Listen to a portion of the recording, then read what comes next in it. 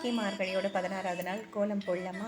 காலையிலேயே எப்பவும் போல் கோலம் போட ஸ்டார்ட் பண்ணியாச்சு. எப்பவுமே ஓரளவுக்கு பெரிய கோலம் போடுவேன். இன்றைக்கி ரொம்ப குட்டி கோலம் தான் போட்டிருக்கேன். சீக்கிரமே கோவிலுக்கு போகணும் அப்படின்றதுனால இந்த கோலத்தை ஒரு 10 நிமிஷத்துலேயே அவசர அவசரமாக போட்டுட்டு கோவிலுக்கு கிளம்பியாச்சு.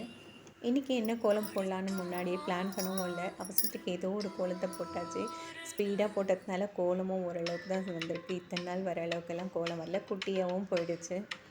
இருந்தாலும் கோலம்லாம் போட்டு முடிச்சுட்டு கலர் போட்டு விளக்கேற்றி வச்ச பிறகு பார்க்க அழகாகவே இருந்ததுங்க.